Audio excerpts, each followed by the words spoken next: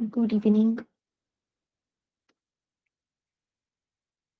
अच्छा साक्षी, हम जो टेस्ट सबमिट करेंगे ना इन पीडीएफ फॉर्मेट, तो एक ही पीडीएफ में आपको सारे क्वेश्चन आंसर्स कॉपी पेस्ट करने हैं, okay?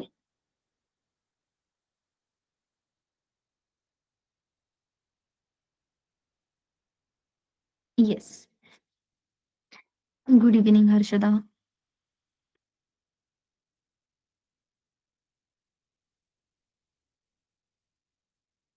Chetan, Divyani, Saburi, Sakshi and now Sarjana.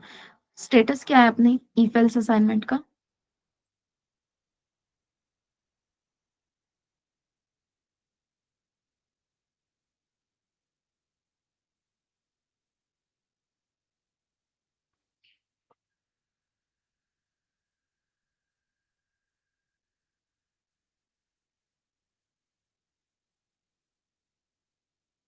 Yes Chetan, assignment complete हो गई।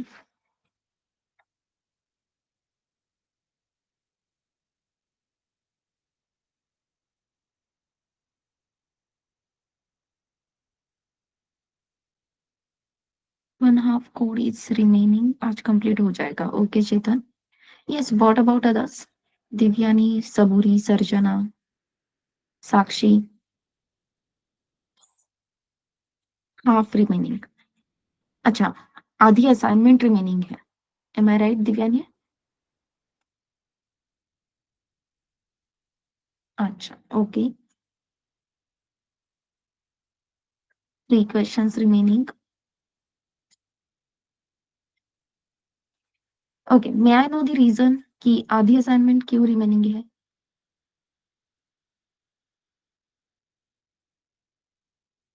Yes Divyani. Good evening Premraj.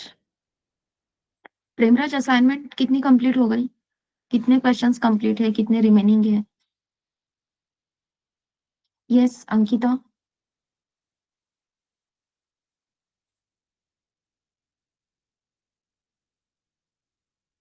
Yes, third assignment Premraj.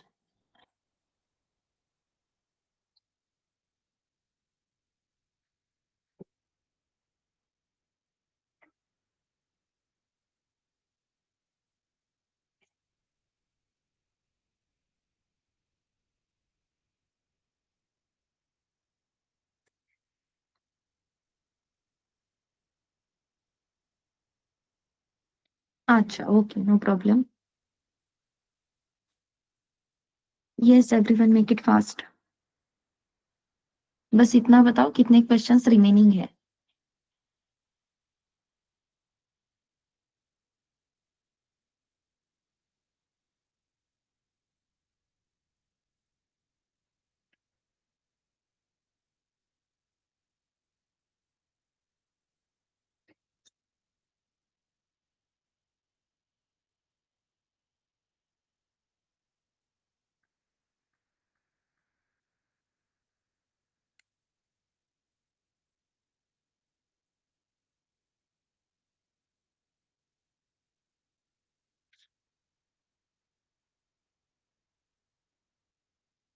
ठीक है, मैं आगे का टॉपिक स्टार्ट करूं?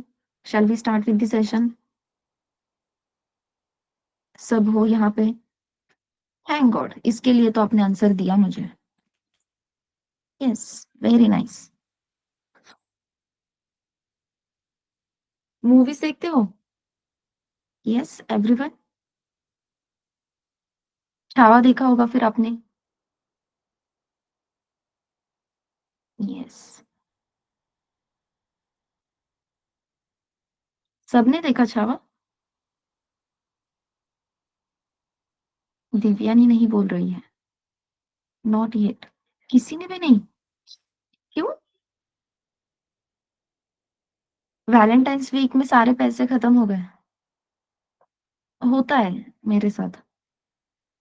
मंथ एंड तक पैसे नहीं रहते, 15 तारीख तक खत्म हो जाते हैं। ऐसा कुछ। It's not about Valentine's week, ये हर महीने की कहानी है।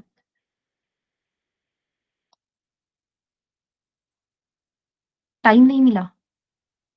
बोलो भाई बोलो। आपसे बात करने के लिए मूवीज के टॉपिक लिया है मैंने आज।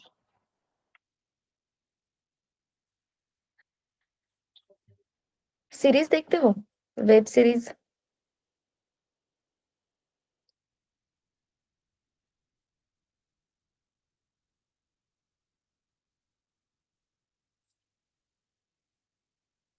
वेब सीरीज देखते हो? लास्ट कौन सी देखी थी? सजेस्ट करो मुझे भी, अच्छी वाली। ओह, ओके चेतन। हाँ, मनी हाइस्ट देख ली मैंने। ब्रेकिंग बैड शायद स्टार्ट की थी। वो भाई देख रहा है। ठीक है। और कुछ नया? Stranger things. के ड्रामा। ओके प्रेमराज। कौन सा के ड्रामा देख रहे हो?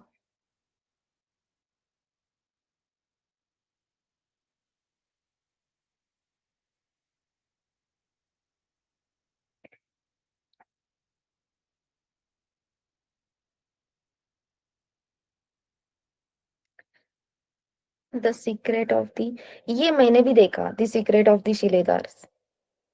When the phone rings. अरे वाह, नाइस। ये मैंने भी देखी है। वो गूंगी होने का नाटक करती है, वही ना? हाँ। Lies in borderland, okay. Something is new. It's okay. हाँ, it's okay to be not okay. I love from stars, अरे वाह। अच्छा। प्रेमराज दिव्यानी, मैरिड हो आप? Are you married? हाँ। ऑफेंसिव क्वेश्चन है तो छोड़ दो, आंसर नहीं दिया तो भी चलेगा। अच्छा, नो। ये ड्रामा मत देखो। बहुत एक्सपेक्टेशंस खड़े कर देता है आपके सामने। मत देखो। नहीं मिलता ऐसा कोई। ट्रू। दिव्या नहीं कहेगी इसकी वजह से ही मैं सिंगल हूँ अभी तक। हर्षदा के पास ऑप्शन नहीं है। बेचारी हर्षदा। हर्षदा तू देख ले। ट्रू। ओके। अच्छा, तो आप सब बात कर सकते हो। Very nice. यही देखना था मुझे।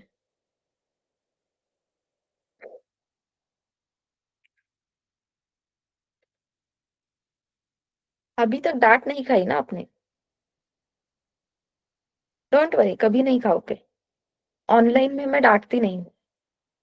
क्योंकि अगर मैं यहाँ पे अपनी बकबक स्टार्ट कर दूँ तो आप मीटिंग लेफ्ट कर सकते हो, या फिर लैपटॉप छोड़ के किसी दूसरे रूम में जाके टीवी ऑन करके बैठ सकते हो।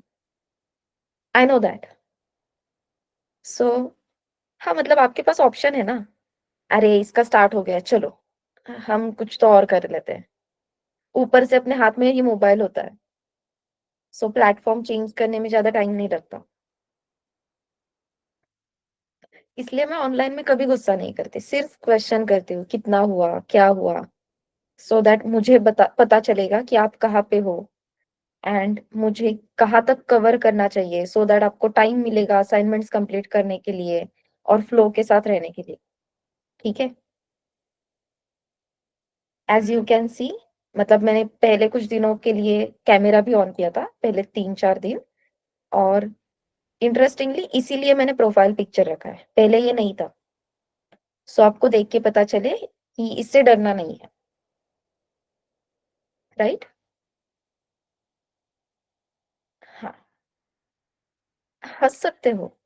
मैं अपने ऊपर किए हुए बहुत सारे जोक्स आपको धीरे धीरे बताऊंगी, डोंट वरी। हाँ। सो इत्तू सी हूं मैं। डरने की कोई भी बात नहीं है। ये अलग बात है कि अगर सच में मैं विनायक सर जैसे आकर आपके सामने बैठ जाती, बाकी तबीयत हो सकती है, बाल रहेंगे मेरे। सो लेकिन हाँ। ओके। सो इतना डेंजर तो नहीं है। सब कुछ नॉर्मल है। ठीक है। विनायक सर जैसा कोई नहीं। हाँ, ये तो बात सही है भाई। दिखने में। धीरे धीरे हम सर का हाथ पकड़ने की कोशिश कर रहे हैं, पढ़ाने के बारे में। डर तो लगेगा। नहीं, डरो। डर होना अच्छी बात है प्रेमराज। बस इतना भी मत डरो कि आप मुझे रिप्लाई ही नहीं करोगे। That's the point. ठीक है। नहीं तो कल मैं बोलूंगी मॉक अटेंड करो, मॉक को छुट्टी नहीं लेनी है, और आप डरोगे ही नहीं और मॉक को इग्नोर करोगे। ये नहीं चलेगा। ठीक है। सो डरो, लेकिन इतना भी मत डरो कि आप मुझे रिप्लाई ही नहीं करोगे। ओके। चलो, अब स्टार्ट करें। स्टार्ट से पहले मुझे एक बार बताओ कि ईफेल्स में कोई दिक्कत आ रही है? उस असाइनमेंट में किसी को कोई डाउट है, कोई क्वेश्चन है? नो, पक्का? सो हम आगे बढ़ सकते हैं, राइट? यस। चलो।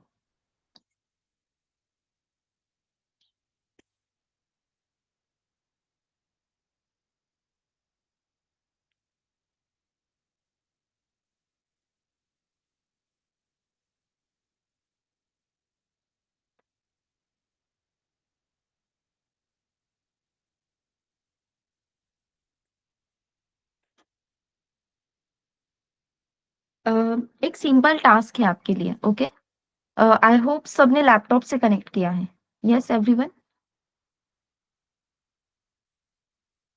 Perfect. So write a program to print 1 to 5 numbers.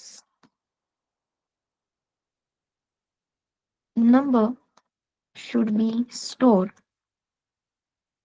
using variable. आपको 1 to 5 नंबर्स प्रिंट करने हैं। नंबर स्टोर करने के लिए मतलब हम डायरेक्टली प्रिंट 1 2 3 4 5 लिख सकते हैं, लेकिन ये नहीं करना है। वेरिएबल्स के थ्रू ही आपको 1 to 5 नंबर्स प्रिंट करने हैं।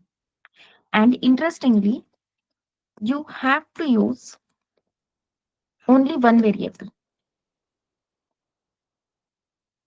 एक ही वेरिएबल यूज करना है। एक ही वेरिएबल के थ्रू आपको 1 2 3 4 5 एक के बाद एक नंबर स्टोर करने, एक साथ नहीं।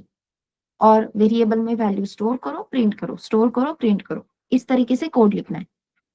कर सकते हो?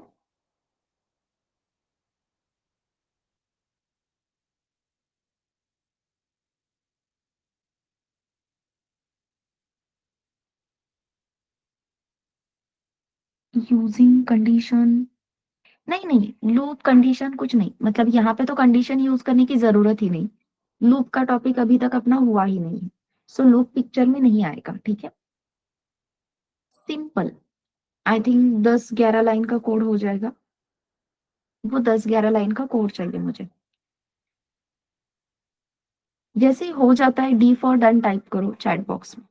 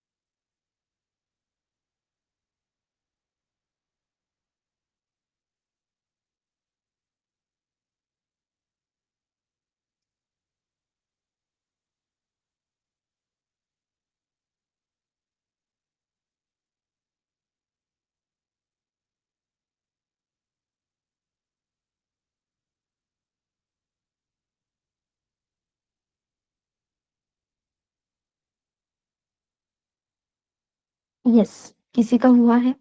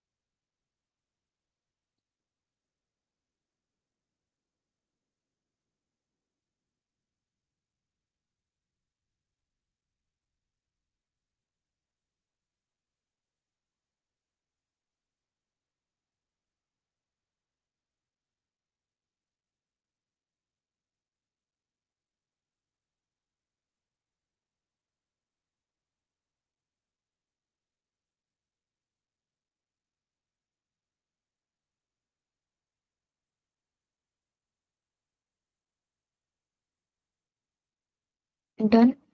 Okay, nice. चलो, अब मुझे बता सकते हो एवरीवन, जितना हुआ है उतना रहने दो और मुझे बताओ आपने क्या किया। यस, प्रेमराज, सर्जना, सबूरी, एवरीवन, चेतन। और लूप। अभी तो बताया ना मैंने चेतन, लूप यूज नहीं करना है।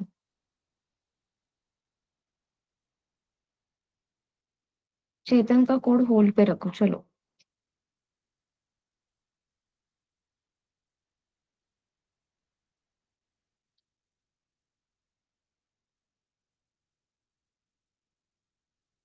Without any loop, how? चलो फिर देखते हैं। See, we have to print 1 to 5 numbers, right? Using single variable, और वेरिएबल के थ्रू ही वैल्यूज प्रिंट करनी है। सिनेरियो सबको क्लियर है? ओके, चलो साक्षी क्या कह रही है, let's see. Yes Sakshi, perfect.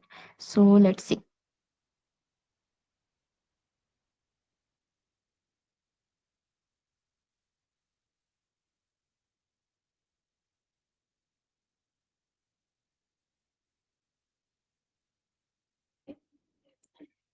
So demo 8.5, ठीक है। सिंपल हमें क्या करना था, एक वेरिएबल के थ्रू वैल्यू स्टोर करनी थी। So I write num is equals to 1। तो पहले अपना नम वेरिएबल कौन से लोकेशन को पॉइंट कर रहा है, जिस लोकेशन पे हमने 1 ये वैल्यू स्टोर की थी। Then will print that number, so print num. जो भी नम वेरिएबल की वैल्यू थी वो प्रिंट कर दी। 1 के बाद हमें 2 चाहिए, so basically we want to increment that number.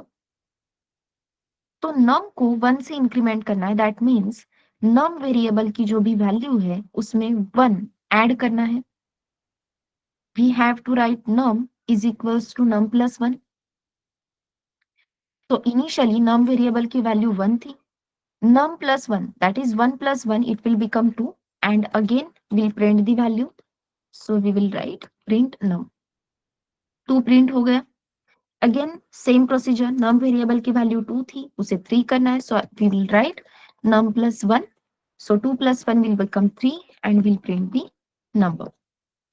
अब यही सेम प्रोसेस है, यहाँ पे मैंने लिख दिया 1, यहाँ पे हो गया 2, यहाँ पे हो गया 3। सेम प्रोसेस और 2 टाइम्स हमें एग्जीक्यूट करनी है, to print 4 and to print 5। Correct है?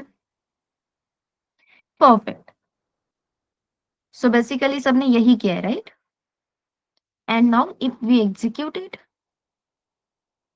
Will get the output 1 2 3 4 and 5। Okay, अब यहाँ पे जो हम लिख रहे हैं कि num is equals to num plus 1, जब भी आपके कैलकुलेशंस में left hand side and right hand side इसकी वैल्यू सेम होती है, तो यहाँ पे we use one assignment operator which is plus equals to, ठीक है। लेकिन प्लस इक्वल्स टू कब यूज करना है, जब आपके लेफ्ट हैंड साइड और राइट हैंड साइड की वैल्यू एक वेरिएबल सेम है तब। This is one of your assignment operator. Plus equals to का सिंपल मीनिंग है नम प्लस 1, ठीक है। So num is equals to num plus 1। यही इसका मीनिंग है।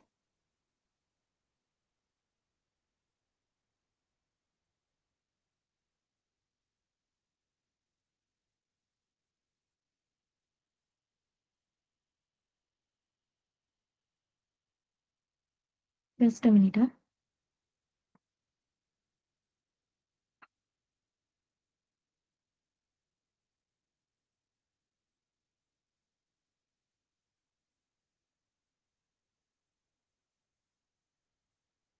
सॉरी।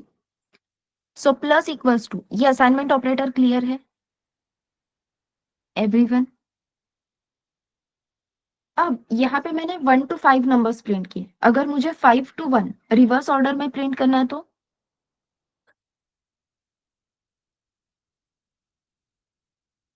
परफेक्ट।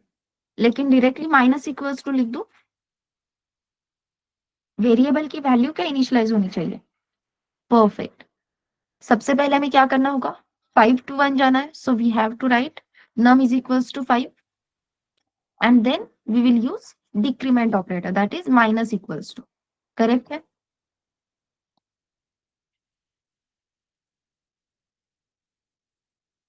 परफेक्ट। दोनों क्वेश्चंस क्लियर है सबको? 1 to 5 एंड 5 to 1। अब ये जब वैल्यूज हम प्रिंट कर रहे थे तो एक पैटर्न आपने नोटिस किया? हर बार हम सेम ही ऑपरेशन कर रहे हैं। एक सेम ऑपरेशन है जहां पे हम नंबर्स प्रिंट कर रहे हैं। करेक्ट? सेम टास्क रिपीटेटिवली हो रहा है।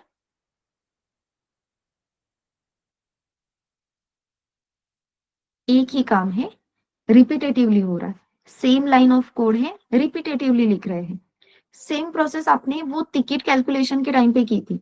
5 लोग हैं, उनका एज एक्सेप्ट करना है, एज चेक करके आपको टोटल प्राइस कैलकुलेट करनी है।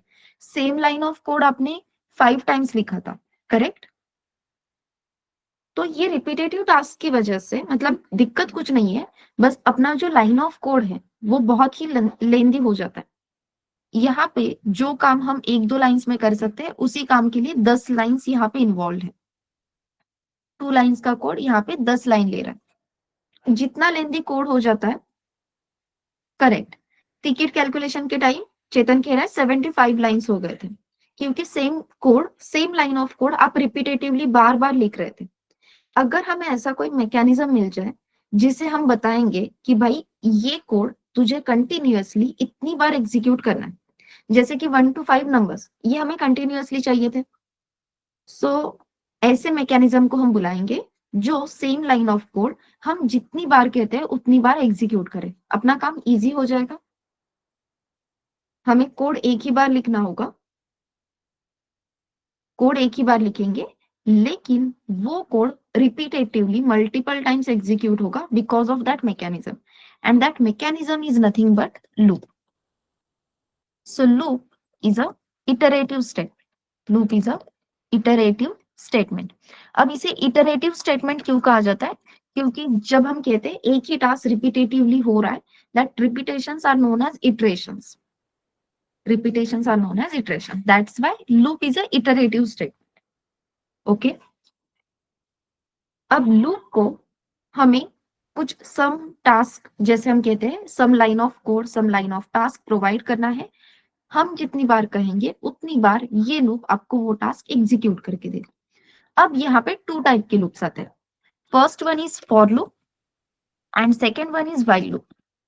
जैसे मैंने कहा, आपको जितनी बार कोई टास्क एग्जीक्यूट करना है उतनी बार आपको वो टास्क एग्जीक्यूट करके मिलेगा थ्रू फॉर लूप। जब आपको पता है कि आपको कोई भी टास्क कितने टाइम के लिए एग्जीक्यूट करना है, तो वो कौन करेगा? आपका फॉर लूप। लेकिन आपको ये पता ही नहीं कि भाई ये टास्क कितने टाइम के लिए एग्जीक्यूट करना है, आपको सिर्फ एंड रिजल्ट पता है। जब तक एंड रिजल्ट नहीं मिलता है तब तक ये टास्क होता ही रहना चाहिए। Basically when we don't know the number of iterations, तब हम यूज करेंगे while loop. When we know number of iterations, then we will use for loop. Clear है? आई होप आप ये सब नोट कर रहे हो। यस। अब व्हाइल लूप की जरूरत कहाँ पे लग सकती है? सिंपल, इफ यू रिमेम्बर हमने सम ऑफ डिजिट का कोड देखा था, याद है? यस, सम ऑफ डिजिट में आपने एक पैटर्न नोटिस किया होगा। जब 2 डिजिट नंबर है तो सिर्फ 2 इटरेशंस में, 2 ऑपरेशंस में ही काम होता है। 3 डिजिट नंबर है, 3 ऑपरेशंस में काम होता है। 4 डिजिट नंबर के लिए 4 ऑपरेशंस। करेक्ट। सो जितने डिजिट का नंबर उतने टाइम वो ऑपरेशंस हो रहे हैं, बट रन टाइम पे हमें पता चलेगा कि कितने डिजिट का नंबर है। सो बेसिकली ऐसे सिनेरियोज के लिए we will go for the while loop. जो सिनेरियो अभी था, जहां पे हमें स्पेसिफिक इटरेशंस पता थे, 1 to 5 नंबर्स मतलब 5 नंबर्स, तो कितने इटरेशंस चाहिए? 5 इटरेशंस। 1 to 10 नंबर्स, 10 नंबर्स है, कितने इटरेशंस चाहिए? 10 iterations. When we know number of iterations then we will use for. Clear है?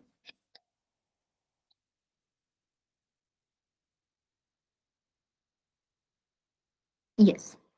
अब जब जैसे हमने कहा कि for loop, when we no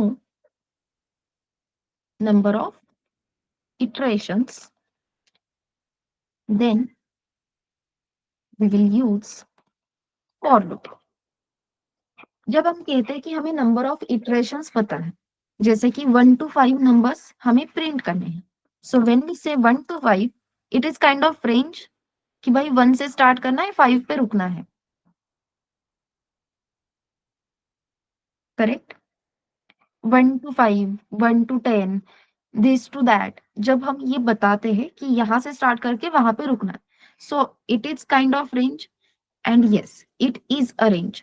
and that's why जब भी हम फॉर लूप के साथ काम करेंगे, we are going to use one function known as range.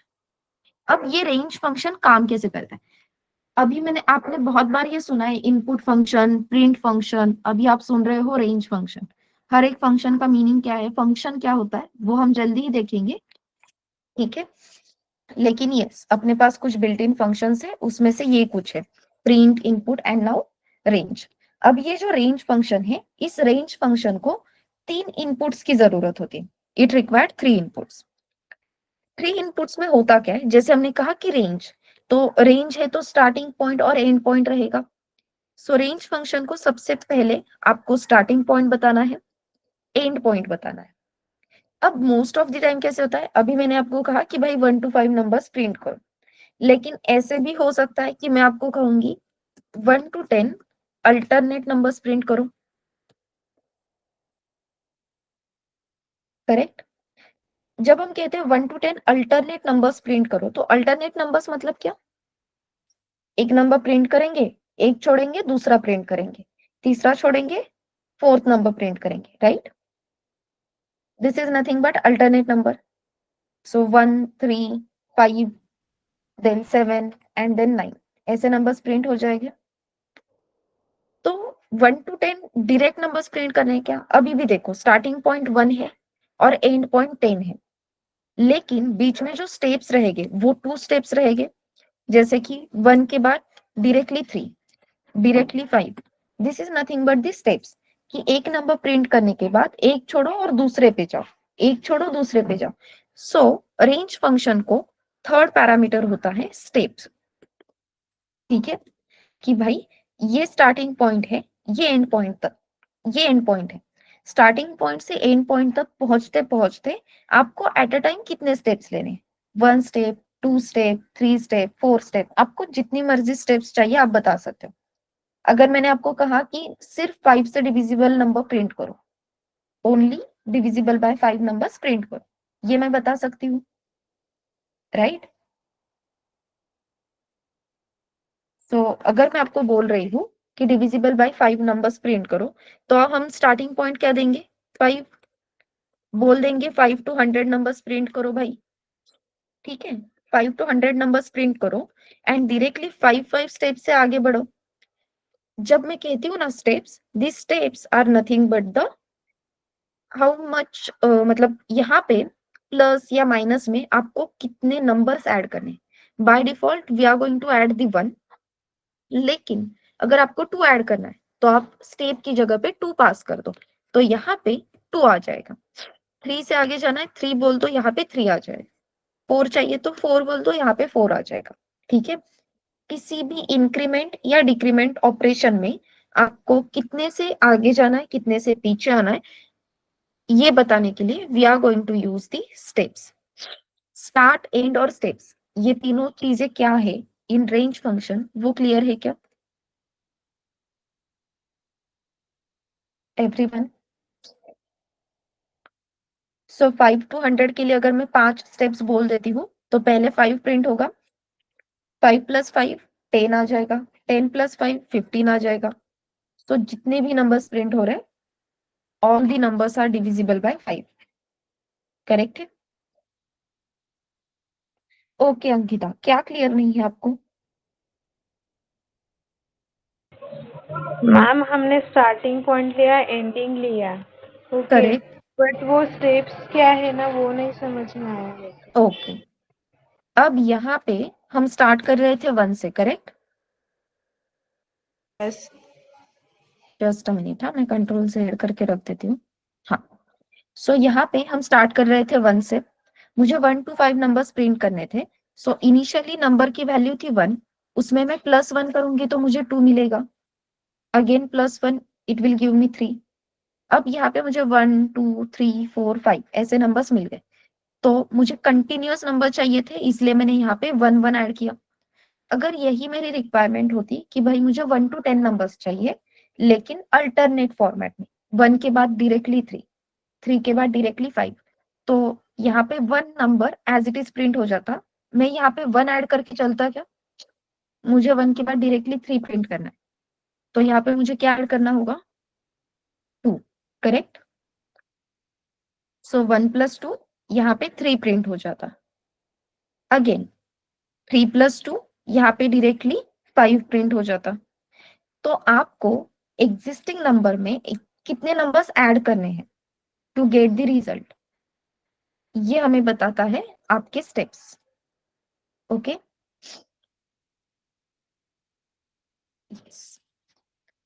चलो, रेंज फंक्शन क्लियर है एवरीवन? तो अब इस रेंज फंक्शन की खासियत ये है, आप स्टार्टिंग पॉइंट बता दो, एंड पॉइंट बता दो, कितने स्टेप से आगे जाना है वो बता दो, ये आपको रिजल्ट रेडी करके 1 by 1 नंबर्स प्रोवाइड करते जाएगा। एक साथ कभी भी नंबर नहीं देगा, 1 by 1 नंबर्स देगा। जैसे कि 1 to 5 कंटिन्यूअस प्रिंट करने, पहले 1 देगा, नेक्स्ट टाइम 2 देगा, नेक्स्ट टाइम 3 देगा, ऐसे 1 by 1 नंबर्स प्रोवाइड करेगा। लेकिन रेंज फंक्शन जो नंबर्स आपको प्रोवाइड कर रहा है, उसे स्टोर करने के लिए आपको एक वेरिएबल की जरूरत है। We need one variable to store the values. As we all know कि हीप मेमोरी में नंबर्स तो आ जाते हैं, लेकिन उस नंबर को पॉइंट करने के लिए अगर कोई वेरिएबल नहीं है, तो हम उस वैल्यू को आइडेंटिफाई नहीं कर पाएंगे। आई होप सबको ये याद है, correct? Yes, so that's why for loop का सिंटैक्स देखो क्या है। फॉर, देन यहाँ पे आएगा आपका एक variable name. So for variable name इन,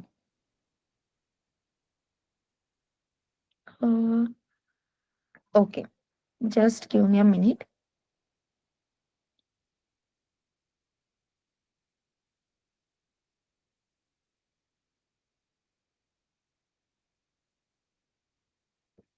मैंने आपको मेमोरी एलोकेशन पढ़ाया था ना, वो ढूंढ रही हूँ, जस्ट अ मिनट। हाँ,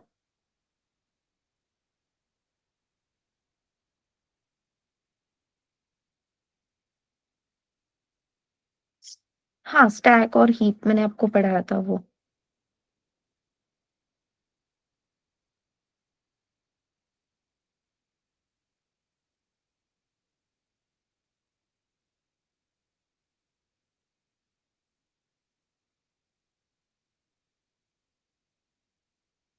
हाँ, तो यहाँ पे मैंने आपको बताया था कि 10 + 20 करेंगे तो आंसर 30 मिल जाएगा, राइट? तो ये 30 हमने 300 लोकेशन पे स्टोर करके रखा है, बट अपने पास एक भी ऐसा वेरिएबल नहीं है जिसके पास 300 ये मेमोरी लोकेशन स्टोर है, करेक्ट? अगर किसी भी वेरिएबल के पास 300 ये मेमोरी लोकेशन ही प्रेजेंट नहीं है, so can we access that memory? No. Similarly अभी अपना जो रेंज फंक्शन है, जैसे मैंने कहा, वो 1 बाय 1 नंबर्स प्रोवाइड करेगा। तो 1 बाय 1 नंबर्स तो प्रोवाइड कर रहा है, लेकिन उन नंबर्स को होल्ड करना होगा। बेसिकली उन नंबर्स का एड्रेस होल्ड करने के लिए अपने पास एक वेरिएबल होना जरूरी है, तभी हम उस नंबर को आइडेंटिफाई कर पाएंगे, उस नंबर तक पहुंच पाएंगे। That's why we required one variable name. So for, यहाँ पे आएगा एक वेरिएबल नेम।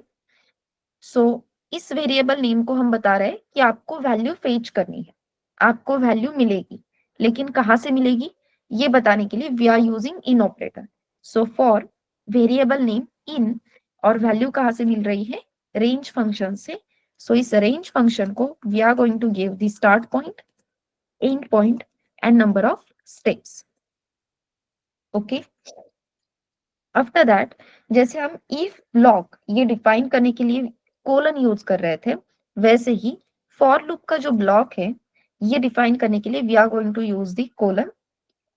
जैसे मैंने कहा था, कोलन के बाद ब्लॉक ऑफ कोड इस फॉर लूप से बिलोंग करता है, ये बताने के लिए we must follow the indentation. So for के बाद आपने कोलन दिया, कोलन के बाद जो भी आप कोड लिखोगे जो फॉर लूप से रिलेटेड है, जैसे कि line 1, line 2 and line 3 should be in the indented format. Okay, line 1, line 2, line 3, ये पर्टिकुलर इंडेंटेशन के बाद जब हम लिखते हैं, it defines these 3 lines belongs to for loop. तो फॉर लूप में ये 3 लाइन्स रिपीटेटिवली एग्जीक्यूट होगी। क्लियर है? Yes everyone. जैसे मैंने कल आपको कहा कि पाइथन में हमें सिर्फ इंडेंटेशन बहुत इंपॉर्टेंट है, बाकी सारी चीजें हम इजीली कर सकते हैं, लेकिन इंडेंटेशन में गड़बड़ नहीं कर सकते। तो सिर्फ एक चीज पे ध्यान देना है, वो है इंडेंटेशन। ठीक है, अब इस रेंज फंक्शन ने हमें 1 to 5 नंबर्स भी प्रोवाइड किए। अगर आपका range function 1 2 3 4 5 1 by 1 numbers provide कर रहा है, ठीक है, तो अपना सिर्फ काम क्या है, जो भी नंबर मिल रहा है उस नंबर को प्रिंट करना। सो जिस कोड के लिए हमें यहाँ पे 10 लाइंस लग रहे थे, लेट्स सी उसके लिए हमें कितने लाइंस लगते हैं अब।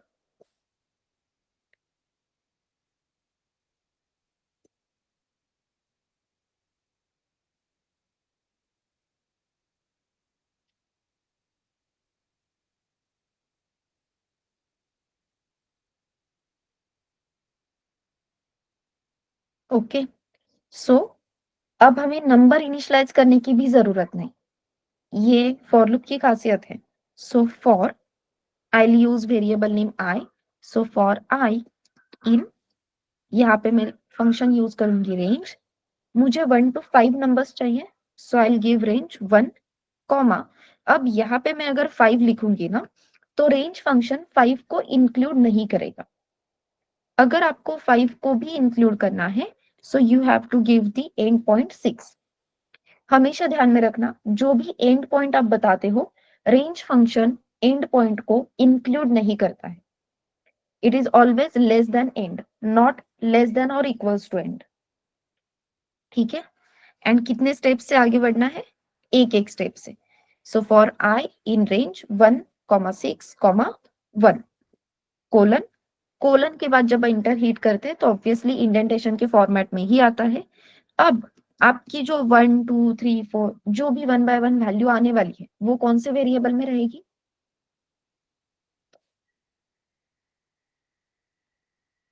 I variable. परफेक्ट। सो अब हमें जो वैल्यू प्रिंट करनी है वो कौन से वेरिएबल की है, आई वेरिएबल की।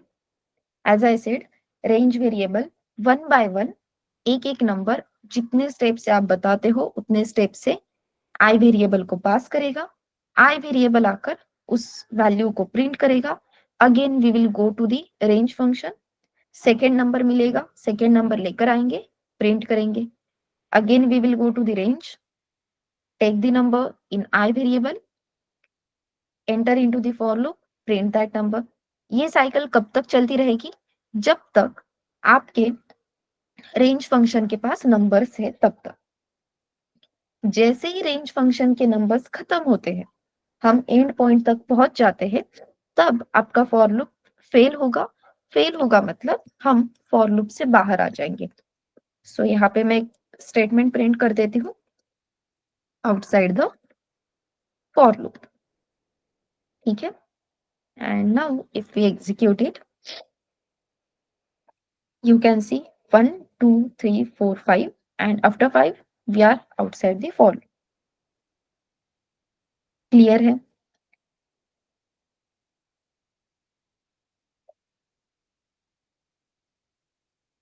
Perfect Premraj.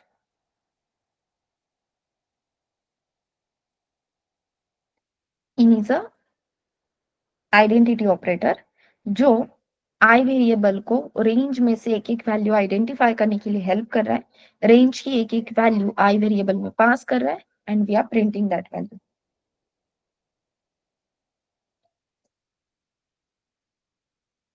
Range function and for loop, is it clear everyone?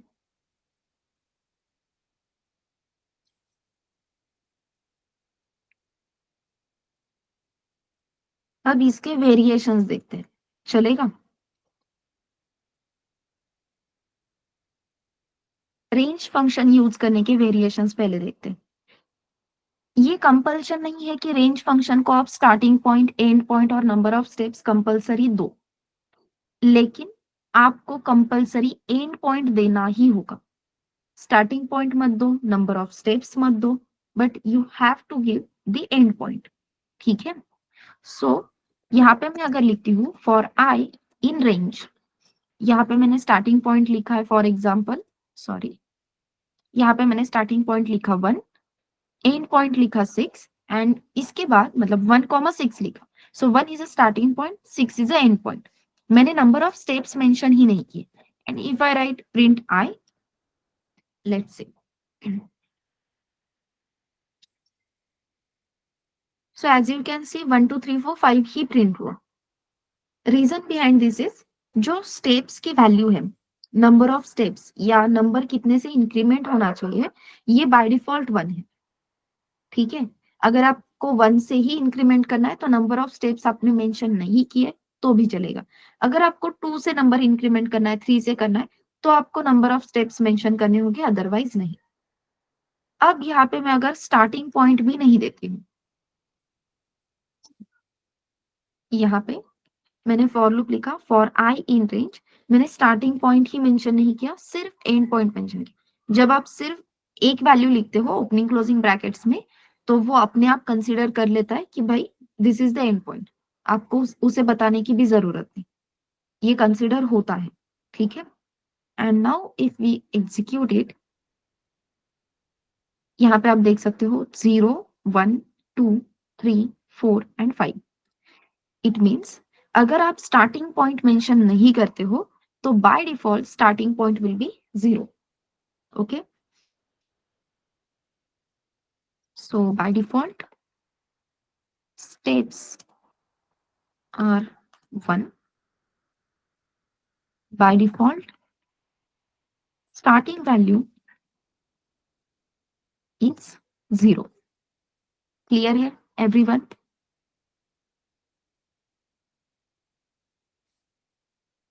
Range function के वेरिएशंस क्लियर है?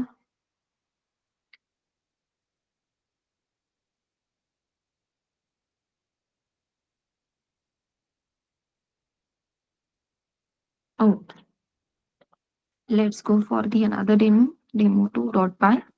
इस डेमो में मुझे 1 to 15 नंबर्स अल्टरनेट फॉर्मेट में प्रिंट करने हैं। ठीक है, so I simply write for I in range, और यहाँ पे मैं लिखूंगी 1 to 15, I want to include the 15 also, so I write end point as a 16। जैसे मैंने आपको कहा कि 1 to 15 नंबर्स अल्टरनेट फॉर्मेट में चाहिए, सो 1 के बाद डायरेक्टली 3 चाहिए, 3 के बाद डायरेक्टली 5 चाहिए, तो मुझे कितने स्टेप्स आगे बढ़ना है? 2। तो यहाँ पे मैं कॉमा देकर 2 स्टेप्स एक्सप्लिसिटली मेंशन करूंगी, क्योंकि मैंने 2 मेंशन नहीं किया, तो by default value will be 1, and we will write print I, and if we execute it, there we go, 1 3 5 7 9 11 13 and 15। okay,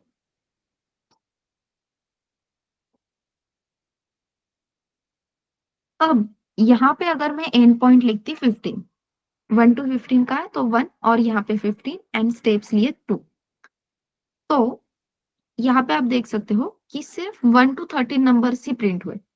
last number 13 था। 13 + 2 आंसर क्या है? 13 + 2 15। परफेक्ट। आपने यहाँ पे एंड पॉइंट क्या मेंशन किया है? 15। तो 15 < 15 कंडीशन ट्रू है क्या? 15 < 15 कंडीशन ट्रू नहीं है। दैट्स वाई 13 + 2 15 ये जो आंसर था वो आई वेरिएबल तक पहुंचा ही नहीं। ओके मतलब आई वेरिएबल के थ्रू सिंपली 15 ये वैल्यू आई वेरिएबल में अगर आती है तो हम चेक करेंगे कि भाई I less than end point है क्या। What we are checking? We are checking I is less than end point. I less than end point check करने की वजह से 15 प्रिंट नहीं हुआ। यही अगर आई लेस देन और इक्वल्स टू एंड पॉइंट होता तो 15 इज लेस देन और इक्वल्स टू 15 कंडीशन ट्रू होती और 15 हम प्रिंट कर सकते। लेकिन ये जो वर्किंग है ये चेंज करना अपने हाथ में नहीं है। So we have to follow that I less than end point. सच में आई वेरिएबल की वैल्यू लास्ट में 15 थी क्या? Let's try to print value of I and if we execute it तो यहाँ पे आप देख सकते हो 13। ठीक है, simply I less than end point ये अगर हम कंसीडर करते हैं तो आई वेरिएबल तक 15 ये वैल्यू पहुंचनी चाहिए थी। करेक्ट? यस। लेकिन रेंज फंक्शन ने इंटरनली सारी चीजें मैनेज करने की वजह से 15 ये जो एंड पॉइंट की वैल्यू है जो अपने इस रेंज में बैठती ही नहीं है क्योंकि एंड पॉइंट हम इंक्लूड ही नहीं कर रहे, तो ये वैल्यू आपके आई वेरिएबल तक भी नहीं पहुंचेगी। क्लियर है?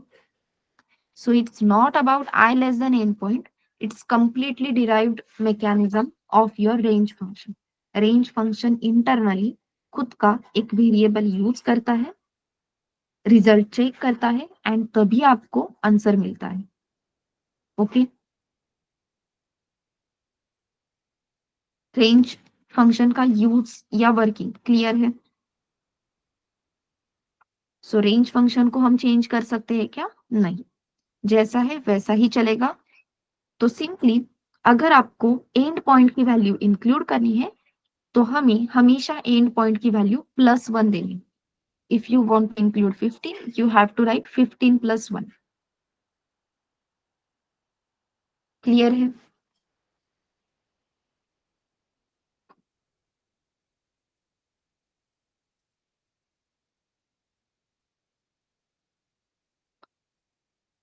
Okay, very nice. अब अ, जैसे मैंने कहा था कि मैंने यहाँ पे आई की वैल्यू प्रिंट की है, राइट? चलो अपना जो टिकट का कोड है ना वही यहाँ पे कर लेते हैं, demo3.py। बस मुझे हेल्प करना है, ठीक है? हमें एज ऑफ 5% चाहिए, right? Age of 5%, then calculate ticket price below 12 years 30% discount, correct है? Above 59 years 50% discount and in between full price, correct है?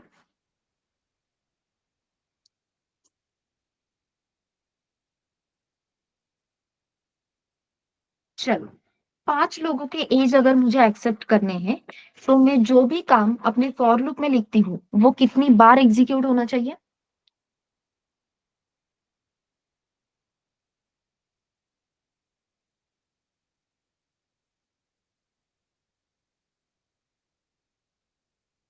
जो भी टास्क मैं फॉर लूप में लिख रही हूँ वो कितनी बार एग्जीक्यूट होना चाहिए। सी आपको हर एक पर्सन का एज एक्सेप्ट करना है, उस एज को चेक करना है, below 12 year, above 59 year, and then price calculation, ये सब चीजें करनी है।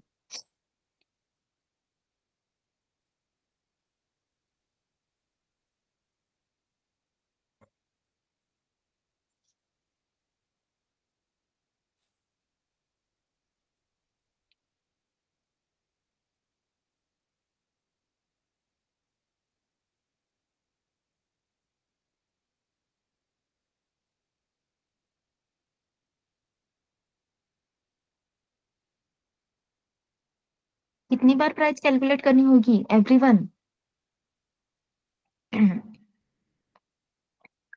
अब यहाँ पे चेतन ने लिखा है for age in range 1 to 6। Age variable का काम क्या है? लोगों के एज स्टोर करना। 1 2 3 4 ये एज होगा क्या लोगों का? नहीं, हमें 5 टाइम्स काम करना है, 5 टाइम्स ये एग्जीक्यूशन होना चाहिए, इसलिए हमें फॉर लूप की जरूरत है क्या? यस, हमें फॉर लूप की जरूरत है। लेकिन ये रेंज भी करेक्ट है कि 1 6 ये रेंज अगर हम देते हैं तो 5 टाइम्स एग्जीक्यूशन होगा। यहाँ तक सब करेक्ट है। लेकिन ये जो 1 to 5 नंबर्स है, इसकी हमें जरूरत है क्या? लग भी सकती है। Enter age of person 1, enter age of person 2, ये प्रॉपर मैसेज जा सकता है? What you think? Not really. For and if, नहीं Premraj, wait. So let's see, यहाँ पे मैं लिखूंगी फॉर आई इन रेंज 1 6। 1 6 क्यों लिखा है, ये सबको क्लियर है क्या? Everyone please tell me that. Yes, 1 6 यहाँ तक सब ठीक है। अब हमें उस पर्सन का एज चाहिए। So I'll write age is equals to, as we all know, age is in the integer format. So integer input, मैं यहाँ पे लिखूंगी enter the age of person, ठीक है, enter the age of person, age मिल गया। अब मैं क्या चेक करूंगी? if age is below 12, मतलब age लेस देन 12 है क्या? हाँ, कल मैंने आपको ये नहीं बताया कि if की कंडीशन आप ओपनिंग क्लोजिंग राउंड ब्रैकेट्स में भी लिख सकते हो। राउंड ब्रैकेट्स में लिखो या फिर सिंपली ऐसे रहने दो, दोनों भी चीजें पाइथन सपोर्ट करता है। ब्रैकेट देने की वजह से क्लैरिटी आती है, दैट्स व्हाई ब्रैकेट्स प्रेफर करो, नहीं दिए तो भी चलेगा। So if age is less than 12, कितने परसेंट डिस्काउंट देना है? Yes, that's a best practice. Age अगर लेस देन 12 है तो कितने परसेंट डिस्काउंट देना है? यस एवरीवन, सामने है।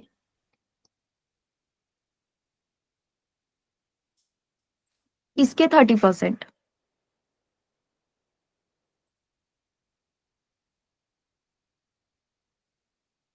बिलो 12 30%, लेकिन किसके 30%?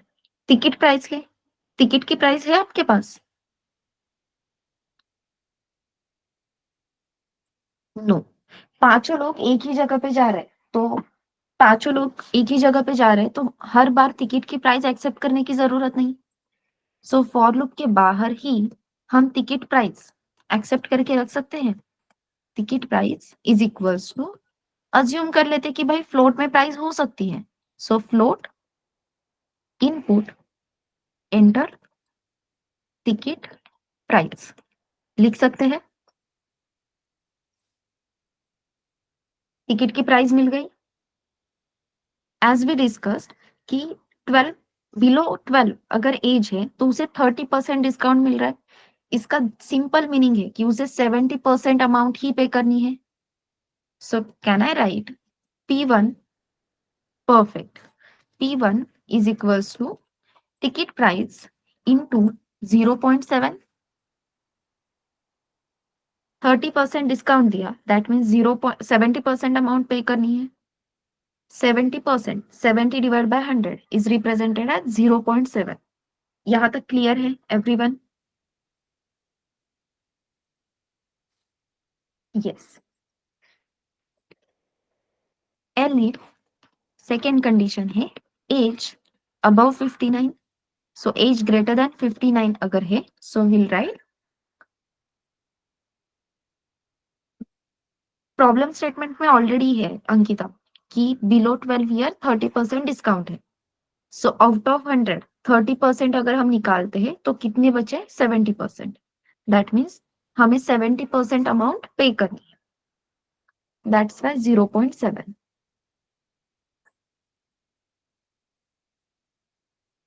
Yes.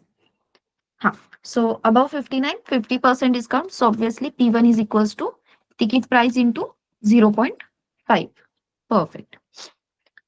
Else T1 is equals to जितनी भी टिकट की प्राइस है आपको उतनी सारी प्राइस पे करनी है। अब प्रीवियसली क्या होता था कि हम ऐसे P1 P2 P3 P4 P5 सारे वैल्यूज कैलकुलेट कर लेते थे, राइट? सारे वैल्यूज कैलकुलेट करके P1 plus P2 plus P3 plus P4 plus P5 is equals to total price, ये लिखना बड़ा आसान था। लेकिन भाई अब यही सेम टास्क, यही same variables 5 times execute use मतलब 5 टाइम्स यूज हो गया। So there is a chance कि आपके मतलब देयर इज अ चांस नहीं, ये होगा ही, आपके टिकट की प्राइस है for example 100 rupees.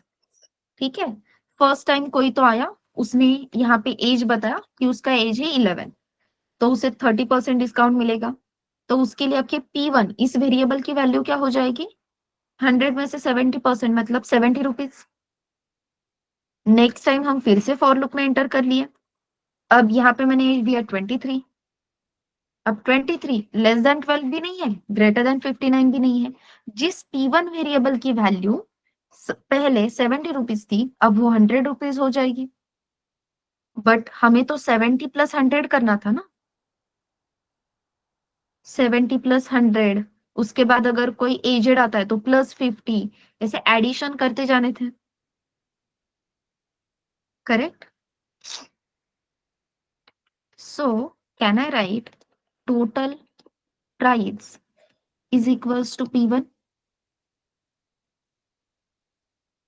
Total price is equals to P1। अब यहाँ पे दिक्कत क्या होती है देखो, सबसे पहले जैसे मैंने कहा एक पर्सन आया जिसका एज था 11, अपने टिकट की प्राइस है 100, सो P1 की प्राइस हो गई 70। तो आप जब लिखते हो total price is equals to P1, तो टोटल प्राइस इस वेरिएबल में वैल्यू स्टोर हो जाती 70। उसके बाद एक इंसान आया जिसका एज था 23, उसके लिए अमाउंट हो गई 100, तो अब टोटल प्राइस की वैल्यू हो गई 100। यहाँ पे होना क्या चाहिए था? टोटल प्राइस में पहले 70 रुपीज स्टोर है, तो मुझे अब क्या करना है, नेक्स्ट टाइम जब 100 आएगा ना, तो plus total price total price plus P1 ये करना चाहिए था। इनिशियली प्राइस की वैल्यू 70 थी, वो तो एज इट इज हो गई। करेक्ट। सो मुझे क्या करना है, टोटल प्राइस प्लस P1 क्यों करना है वो क्लियर है क्या? 70 प्लस 100 170 हो जाएगा, देन 170 प्लस 50 220 हो जाएगा। करेक्ट। अब आप कह रहे हो कि we have to write plus equals to, correct. लेकिन टोटल प्राइस ये वेरिएबल अगर आपने डिक्लेयर ही नहीं किया तो आप डायरेक्टली उसे यूज कर सकते हो क्या? जो वेरिएबल हमने डिक्लेयर ही नहीं किया है उसे यूज कर सकते हैं क्या? नहीं। हम डायरेक्टली लिख रहे हैं total price is equal, then also if we are writing total price is equals to total price plus P1, as we all know, जब भी असाइनमेंट होती है ना, तो असाइनमेंट में पहले राइट साइड एग्जीक्यूट होती है, ठीक है, एंड उसके बाद लेफ्ट साइड एग्जीक्यूट होती है। सो टोटल प्राइस ये वेरिएबल ही उसके लिए अगर एग्जिस्ट नहीं करता है तो वहां पे क्या वैल्यू रहेगी? As you can see unbound, क्योंकि उसकी वैल्यू ही नहीं है। तो अगर आपको टोटल प्राइस ये वेरिएबल लूप के अंदर यूज करना है फॉर एडिशनल पर्पस, सो सबसे पहले we have to declare that variable. अब इनिशियली टोटल प्राइस की वैल्यू क्या रहेगी?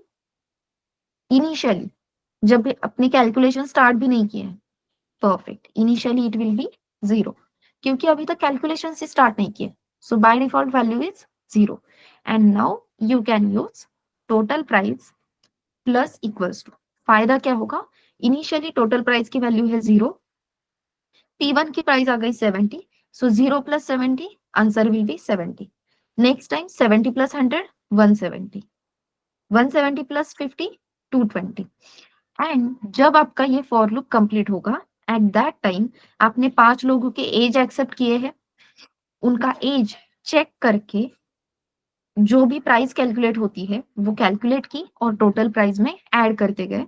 ये 5 लोगों की फैमिली थी, so at the end loop complete होने के बाद we will print total ticket price is equals to, and here we will print the total price variable की value. And now if we execute it, so enter ticket price, यहाँ पे 100 ही देते हैं, ठीक है। enter the age of person 11, enter the age of person, सिर्फ as पूछ रहे हो, यहाँ पे मैंने दिया 23। अब मैं एजेड बताती हूँ, फॉर एग्जाम्पल 61, ठीक है। Then again 25, and then again for example 8, and there we go, total ticket price is equals to 390.0, correct है क्या। देखो यहाँ पे आ गए 70, 70 plus 100 170, 170 plus 50 220, 220 plus 100 320, 320 plus 70 390।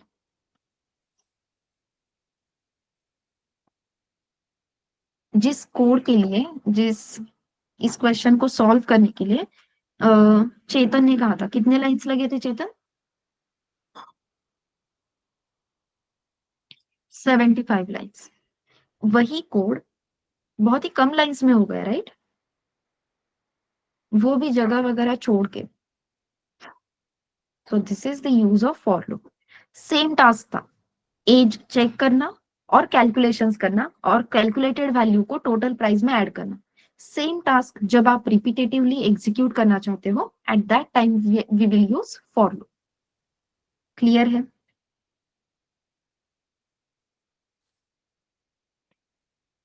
Only last point total, अच्छा okay, just a minute.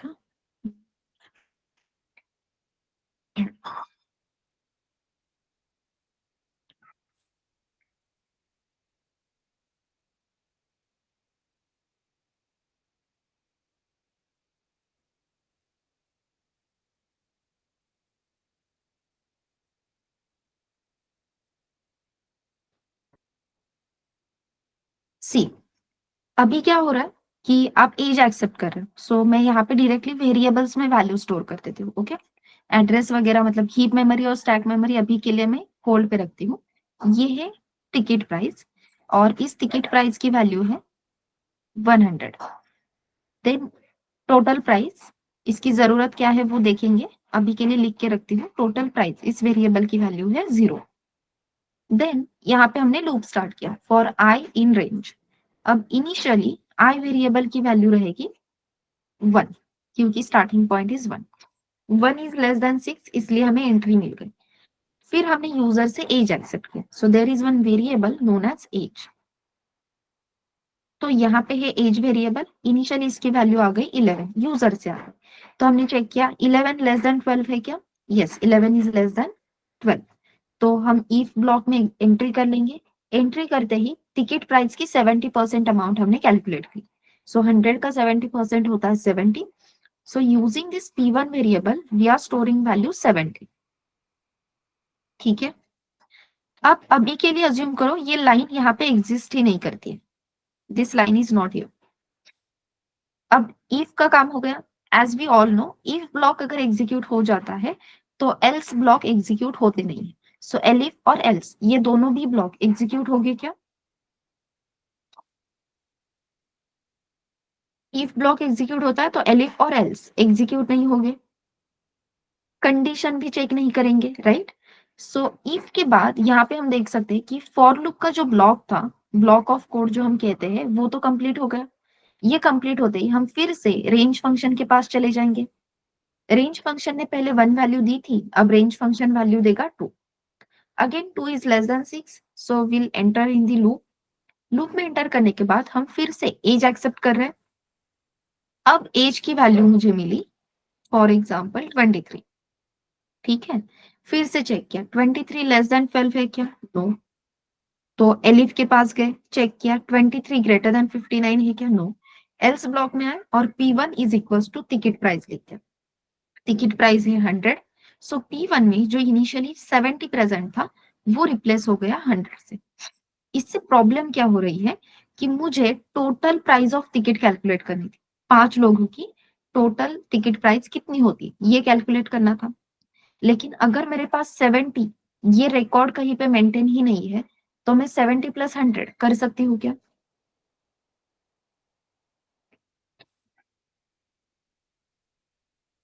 No. मेरे पास P1 का record पहले से होना जरूरी है।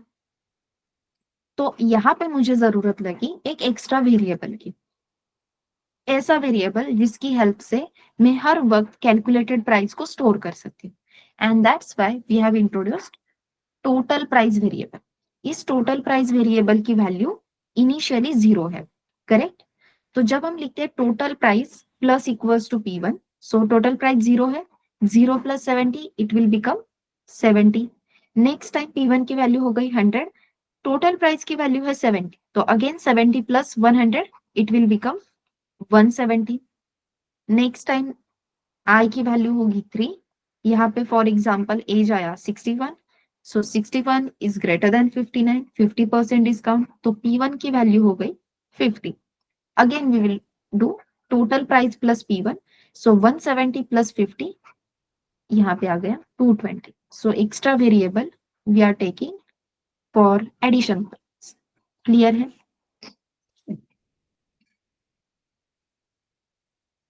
एवरीवन, मेमोरी डायग्राम कैसे ड्रॉ करनी है वो क्लियर है? इट्स नॉट नेसेसरी कि आप हर बार स्टैक लिखो, हीप लिखो और वो मेमोरी एड्रेसेस होल्ड करते जाओ। हमें क्लैरिटी आना बहुत जरूरी है। सो क्लैरिटी पर्पज के लिए आप सिंपल वेरिएबल नेम और उसके सामने एक ब्लॉक की हेल्प से वैल्यू स्टोर करके करके रख सकते हो। ठीक है? एंड ये मेमोरी डायग्राम हमें लूप के टाइम पे बहुत काम आती है। लूप में ये बहुत जरूरी चीज है। तो जहां पे भी लूप काम नहीं कर रहा, कुछ तो इनकरेक्ट आंसर आ रहा है, सबसे पहले हमें क्या देखना है? चलो भाई मेमोरी डायग्राम ड्रॉ करके देखते हैं। इसे ड्रॉ करने के लिए बहुत टाइम नहीं लगता है, अभी आपने देखा होगा, right?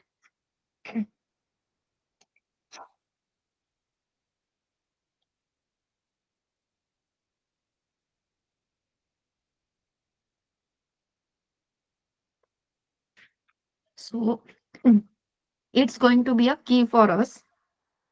So please memory diagram को सीरियसली लो और उसका यूज भी करो।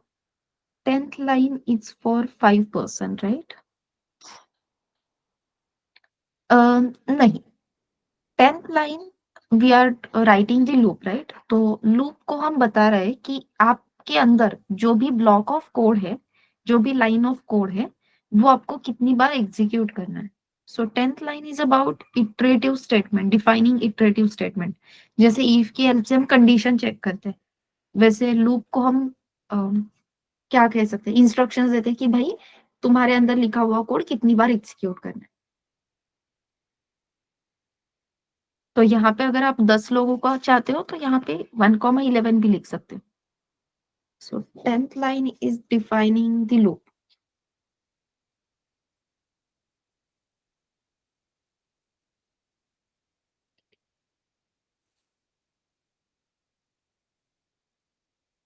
अभी तक हमने जो क्वेश्चंस किए उसकी क्लैरिटी है एवरीवन?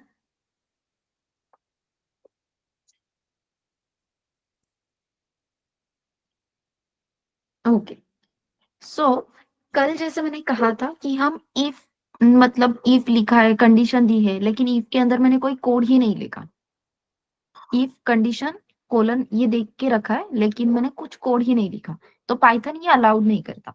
अगर आपने कंडीशन लिखी है, आपने फॉर लूप डिफाइन किया है, आपने कोई फंक्शन डिफाइन किया है, सो कंपलसरी कंपलसरी आपको उसके अंदर कुछ लाइन ऑफ कोड लिखना ही होगा। लेकिन ऐसा भी सिनेरियो हो सकता है कि भाई मुझे पता है कि स्टार्टिंग पॉइंट ये है, एंड पॉइंट ये है, लेकिन इस रेंज के साथ क्या करना है, क्या कोड लिखना है, ये मुझे पता ही नहीं। ये पॉसिबल है?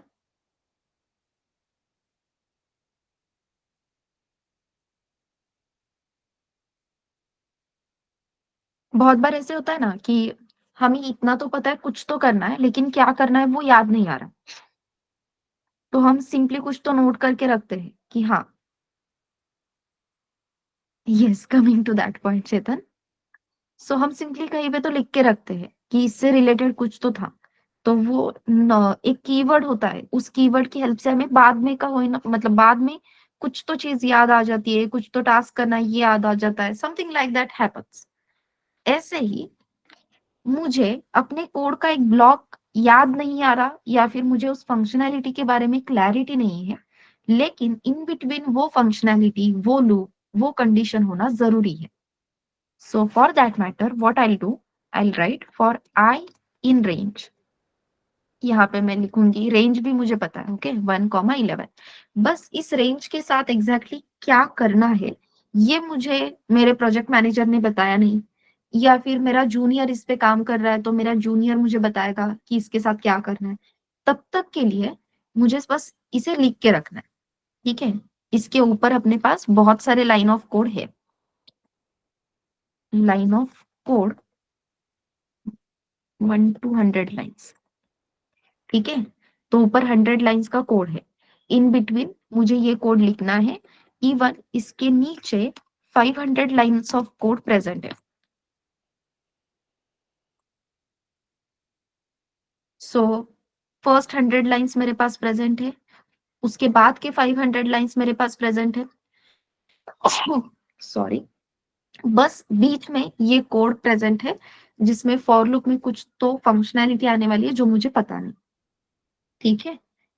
अगर आप यहाँ पे देख सकते हो, ये 100 लाइन्स और बाद के 500 लाइन्स, ऐसे 600 लाइन्स का कोड अगर मेरे पास है, तो आप ही बताओ, ये 600 लाइन्स के कोड में मुझे अगर ढूंढना है कि फॉर लूप कहाँ पे रखूं, तो बहुत ही कॉम्प्लिकेटेड हो जाएगा।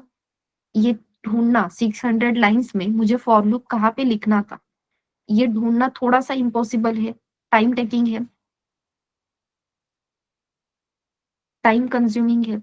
सो इट्स बेटर कि जहां पे फॉर लूप लिखना है, वहां पे मैं फॉर लूप डिफाइन तो करके रखती हूँ, बट एज वी नो, यहाँ पे एम्प्टी इम्प्लीमेंटेशन वर्क नहीं करता। जब हम किसी भी ब्लॉक में फॉर लूप लिखा है लेकिन उसमें कुछ इंप्लीमेंट ही नहीं किया, इफ की कंडीशन लिखी है लेकिन कुछ इंप्लीमेंट ही नहीं किया, this is known as empty implementation. Empty implementation Python support ही नहीं करता, एंड दैट्स व्हाई पाइथन ने हमें कीवर्ड दिया है, जो कीवर्ड हमें इस सिचुएशन से एस्केप करने के लिए हेल्प करता है, and that keyword is pass, ठीक है। सो आपको फॉर लूप लिखना है, आपको फिक्स पता है लेकिन आपको इम्प्लीमेंटेशन नहीं पता, तो आप क्या करो, फर्स्ट 100 लाइन्स ऑफ कोड लिखो, उसके बाद आपको फॉर लूप लिखना था, तो फॉर लूप लिख के रखो। उसका इम्प्लीमेंटेशन पता नहीं तो यहाँ पे पास कीवर्ड दे के रखो, सो दैट अपने पाइथन के कंपाइलर को पता चलता है कि भाई उन्होंने लूप तो लिखा है लेकिन इस लूप में कोई भी इम्प्लीमेंटेशन नहीं है, there is no implementation present for this block, ये बताने का काम अपना पास ये कीवर्ड करता है। एंड इसके बाद आपको जो भी 500 लाइन्स ऑफ कोड लिखना है वो आप लिख सकते हो। एरर चला गया, जहां पे मुझे ये फॉर लूप चाहिए था वो पोजीशन मैंने सिक्योर कर ली। अब अगर प्रेमराज आकर मुझे बताता है कि हाँ मैम, इस फॉर लूप का ये लॉजिक है, so I can immediately paste that logic over here. तो एग्जैक्टली फॉर लूप कहाँ पे लिखना है, इसके लिए जो मेरा टाइम वेस्ट होता, अब वो टाइम वेस्ट नहीं होगा।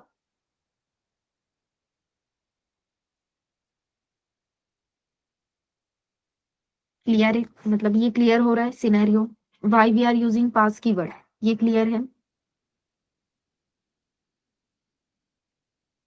पास मीन्स एम्प्टी और नल। हाँ, empty implementation, to represent empty implementation, ऐसा लिखो, to represent empty implementation, okay.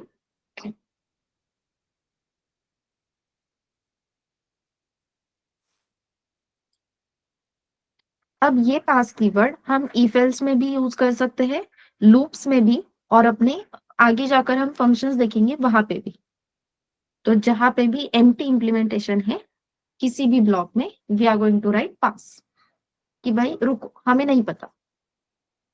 ठीक है। एंड जैसे ही हम पास बोलते हैं, आप सबने वो, क्या मतलब, मराठी में अंतराक्षरी कहते हैं, वो हम लास्ट वर्ड की हेल्प से सॉन्ग्स, आगे का सॉन्ग आइडेंटिफाई करके वो गाते वगैरह। It's like I want to use the code, it's like there is going to be a one code, मतलब रहेगा एक कोड, लेकिन अभी मेरे पास वो कोड नहीं है। तो यहाँ पे अटके मत रहो, आगे बढ़ो। अम, यहाँ पे सबको मराठी आती है? सबको, राईट? हा. आपण गाण्याच्या भेंड्या खेळायचो, अंताक्षरी, बरोबर? पण जर आपल्याला एखादं गाणं येत नसेल तर आपण म्हणायचो पास. पास म्हटलं की तो कंट्रोल दुसरीकडे पास व्हायचा, की बाबा मला नाही येते, तो कंट्रोल दुसरीकडे गेला, म्हणजे माझ्या पुढे जो कोणी आहे तो ते अक्षर कॅरी आउट करून त्याच्यावरती गाणं बोलेल. सेम त्या पास कीवर्डचं इथे काम आहे. पास बोला, मग माझं ठीक आहे, मला नाही येते, ते कंट्रोल पुढे पास झाला. पण माझ्यामुळे ती जी गाण्यांच्या भेंड्या किंवा ती अंताक्षरी सुरू होती ती कुठेही ब्रेक नाही झाली, कुठेही थांबली नाही. नाही येते तर मी सरळ पास बोले, सो दॅट ते पुढे पास ऑन होईल. ठीक आहे. सो ह्या ब्लॉक ऑफ कोड साठी इथे टाइम वेस्ट करण्याची गरज नाही. त्याच्यानंतर जी काही लाईन ऑफ कोड आहेत ते प्रॉपरली एक्झिक्यूट होते.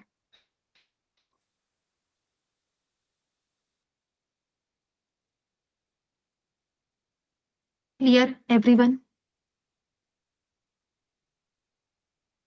यस। इस फॉर लूप के साथ एक और कीवर्ड हम बहुत यूज करते हैं, दैट कीवर्ड इज ब्रेक. सो यहाँ पे मैंने लिखा है फॉर आई इन रेंज. अब मेरे पास ना ह्यूज रेंज है, फॉर एग्जाम्पल 1 से लेके 1000 तक, 10,000 हो गया शायद, चलो 1 से लेके 1000 तक, इतनी लेंथी रेंज है. लेकिन एज वी कैन सी, यहाँ पे हम देख सकते हैं अपने पास कितने स्टूडेंट्स है, अभी के लिए सिर्फ 11 स्टूडेंट्स है. ठीक है. There are 11 students. तो 11 स्टूडेंट्स के लिए ही मुझे कोई तो टास्क एग्जीक्यूट करना है. मेरी कैपेसिटी 1000 की है, लेकिन अगर स्ट्रेंथ 11 है तो मैं सिर्फ 11 स्टूडेंट्स के लिए ही टास्क एग्जीक्यूट करूंगी, राइट? कोई भी टास्क हो. सो 11 स्टूडेंट्स के लिए वो पर्टिकुलर टास्क एग्जीक्यूट होने के बाद मुझे रुकना है. I want to stop. I want to stop मतलब इस फॉर लूप में जो भी एग्जीक्यूशन डिफाइन किया है उस एग्जीक्यूशन से मुझे बाहर निकलना है. तो मैं क्या चेक करूंगी? इफ, ठीक है, अगर आपके आई वेरिएबल की वैल्यू लेस देन और इक्वल्स टू 11 है, if I is less than और इक्वल्स टू 11, क्योंकि अभी अपने पास 11 स्टूडेंट्स है, तो मैं यहाँ पे प्रिंट करूंगी वेरी नाइस ऑसम. अज्यूम कर लो कि मैं आपको शाबाशी दे रही हूँ फॉर समथिंग. हाँ, आप लेक्चर्स अटेंड कर रहे हो, दैट्स वाई. आप लाइव सेशन अटेंड कर रहे हो, दैट्स वाई मैं आपको शाबाशी दे रही हूँ, वेरी नाइस ऑसम. लेकिन ये सिर्फ आपके, मतलब जो 11 लोग यहाँ पे प्रेजेंट है उनके लिए है. जैसे ही आई वेरिएबल की वैल्यू 11 से आगे बढ़ती है, मतलब 12 हो जाती है, तो मैं 12 से आगे 1000 लोगों तक वेरी नाइस ऑसम बोलते फिरूंगी क्या? जो लोग एग्जिस्ट ही नहीं कर रहे उनको वाव वेरी नाइस ऑसम ये बोलूंगी क्या? नो. तो ये जो पर्टिकुलर टास्क चल रहा था वेरी नाइस ऑसम वाला, उससे मुझे बाहर निकलना है. So I simply write else. अगर आई की वैल्यू लेस देन और इक्वल्स टू 11 है तो ऑसम वाव वेरी नाइस सब प्रिंट करो. अदरवाइज यहाँ पे लिखो ब्रेक.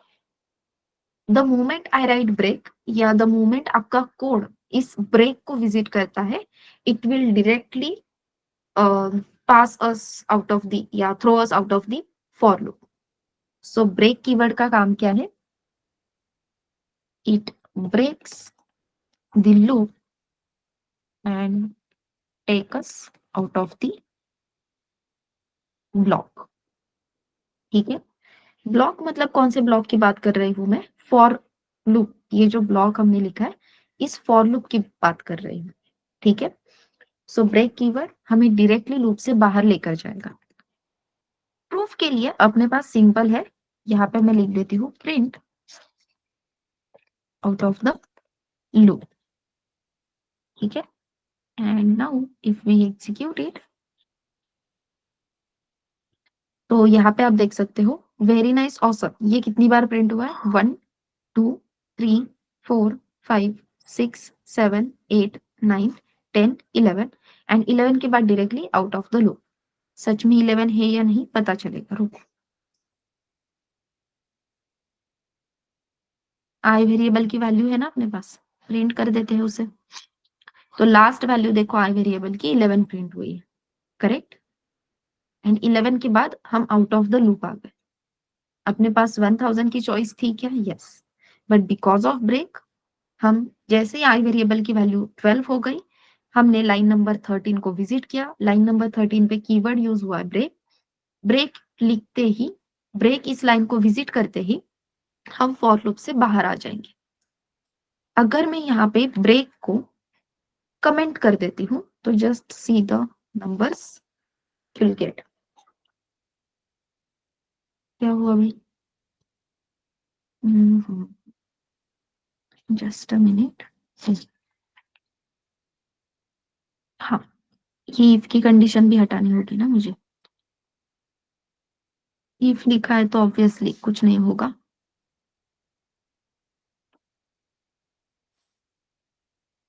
यहाँ पे आप देख सकते हो 999 times very nice awesome print हुआ है। ठीक है, फिर आप कह सकते हो मैम इफ लिखा था तो 11 बार ही प्रिंट हुआ था, करेक्ट। तो इफ से काम हो रहा है। आउट ऑफ द लूप आकर अगर मैं यहाँ पे आई की वैल्यू प्रिंट करती हूँ, तो एक बार मजा देखना। यहाँ पे मैं लिख देती हूँ वैल्यू ऑफ आई। ठीक है, इफ की कंडीशन यहाँ पे प्रेजेंट है। If I less than equals to 11 है, तो वेरी नाइस ऑसम प्रिंट करो, ये मैं बोल रही हूँ। एंड आफ्टर दैट आई की वैल्यू हम देखेंगे। अब 11 बार वेरी नाइस ऑसम ये प्रिंट हुआ क्या? यस, लेकिन आई वेरिएबल की एग्जिट वैल्यू देख रहे हो? 999, मतलब 1000 टाइम, 999 टाइम्स आपका लूप इटरेट हुआ है। लेकिन यही चीज अगर मैं ब्रेक लिख कर करती हूँ, तो यहाँ पे आप देख सकते हो 12 आउट ऑफ द लूप, मतलब 11 इटरेशन एग्जीक्यूट किए। 12th इटरेशन पे पता चला हमें लूप से बाहर आना है, और 12th इटरेशन पे ही हम लूप से बाहर आ गए। 1000 इटरेशंस एंड 12 इटरेशंस, बहुत ज्यादा डिफरेंस है। ये समझ में आ रहा है?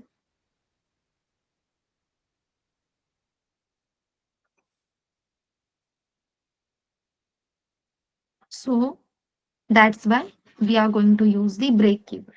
ब्रेक नहीं लिखा, सिर्फ इफ कंडीशन लिखी, काम हो रहा है क्या? हो रहा है, लेकिन बहुत टाइम लग रहा है एग्जीक्यूशन के लिए। एंड एग्जीक्यूशन के लिए ज्यादा टाइम लगना we can't afford at larger scale. अभी के लिए अफोर्ड कर सकते हैं, but obviously in industry while developing the software हम ये अफोर्ड नहीं कर पाएंगे। उस तरह से सोच के we will use break keyword. Clear है?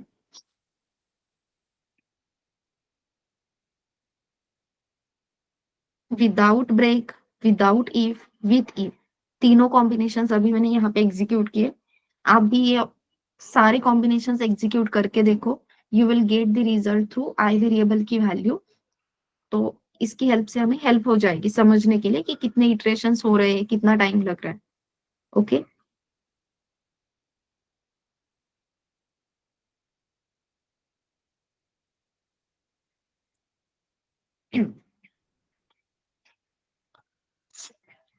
चलो। आज जितने क्वेश्चंस हमने डिस्कस किए, जो लूप हमने डिस्कस किया, वो सबको क्लियर है? लूप की कंसेप्ट बेसिकली। तो मैं आपके सामने कुछ असाइनमेंट्स के क्वेश्चन रखती हूँ। ठीक है,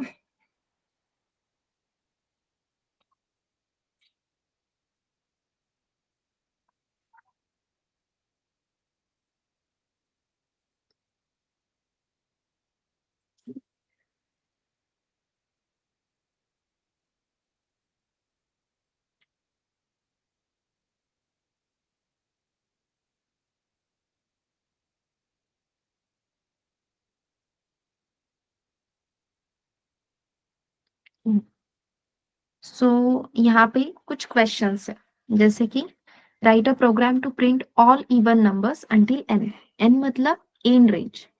अब एंड वैल्यू क्या होनी चाहिए, ये आपको यूजर से पूछना है, ठीक है।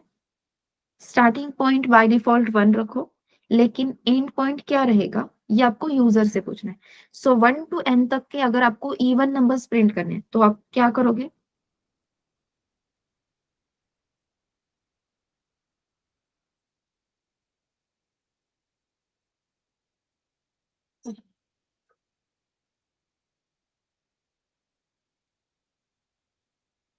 ओके, अब अगर आपने स्टार्टिंग पॉइंट 1 लिया है, ठीक है प्रेमराज, तो स्टार्टिंग पॉइंट है 1, एंड पॉइंट है 10 और आपने स्टेप्स बताए 2।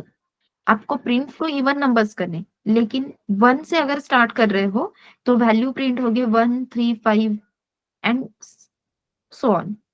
और ये सारे ऑड नंबर्स है, करेक्ट। सो रेंज यूज करनी है क्या? यस। या तो आप 2 से स्टार्ट करो या फिर 0 से स्टार्ट करो एंड स्टेप्स 2 दो, चलेगा। लेकिन अगर स्टार्टिंग पॉइंट एंड पॉइंट दोनों चीजें यूजर देता है कल आगे जाके, तो स्टार्टिंग पॉइंट यूजर कुछ भी दे सकता है, कभी 11 दे सकता है, कभी 10 दे सकता है। हमें फिक्स पता है कि स्टार्टिंग पॉइंट हमें क्या मिलेगा। इन फ्यूचर बात कर रहे हैं, अभी के लिए तो हो जाएगा। इन फ्यूचर आपको स्टार्टिंग पॉइंट क्या रहेगा वो तो पता नहीं, एंड पॉइंट पता नहीं, तो स्टेप्स कितने लेने हैं? 2 लेने हैं, 3 लेने हैं, हमें कुछ भी पता नहीं।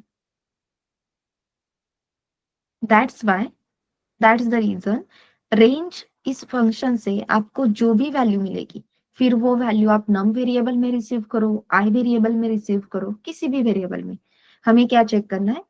वो वैल्यू 2 से मतलब डिविजिबल है क्या, because the numbers which are divisible by 2 are even. So we have to check num mod 2 exactly equals to 0 है क्या, करेक्ट। अगर कोई भी नंबर 2 से डिवाइड करने के बाद उसका रिमाइंडर एग्जैक्टली 0 है, then it is the even number, और हम वो इवन नंबर प्रिंट करेंगे। सिर्फ इवन नंबर प्रिंट करने के लिए बोले हैं तो हमें सिर्फ इफ की कंडीशन लिखनी, एल्स कंडीशन लिखने की जरूरत है क्या? तो no. Same goes with print all odd numbers. Obviously अगर कोई ऑड नंबर है तो वो 2 से डिविजिबल नहीं रहेगा। 2 से डिविजिबल नहीं है, इसी का मतलब उसका रिमाइंडर 0 नहीं रहेगा। Perfect. Number mod 2 not equals to 0, ठीक है। देन नेक्स्ट क्वेश्चन है sum of series up to n। 1 से n तक जितने भी नंबर्स है उनकी एडिशन आपको करनी है। That means 1 + 2 + 3 + 4 + 5, right. लेकिन ये 1 to 10 नंबर्स फॉर एग्जाम्पल आपको कहाँ से मिलेगी? रेंज वेरिएबल से। 1 by 1 नंबर्स मिलेंगे, तो वो एडिशन आप कैसे स्टोर करोगे? अभी एक एग्जाम्पल अपना हुआ है टोटल प्राइस का, तो वो एग्जाम्पल सामने रख के आप ये क्वेश्चन सॉल्व कर सकते हो। सम ऑफ सीरीज मतलब क्लियर है, 1 to n नंबर से, और आपको हर एक नंबर को ऐड करते जाना है, 1 + 2 + 3 + 4 + 5 लाइक दैट। ओके,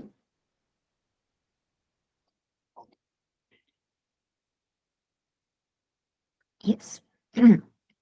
फैक्टोरियल ये कंसेप्ट पता है सबको?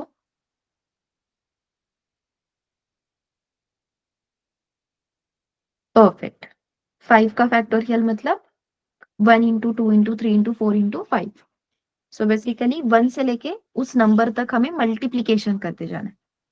फोर्थ और फिफ्थ क्वेश्चन नहीं आता है, आपने उसे होल्ड पे रखा, नो प्रॉब्लम, चलेगा। इवन सिक्स क्वेश्चन ट्राई करो, नंबर प्राइम है या नहीं वो चेक करना।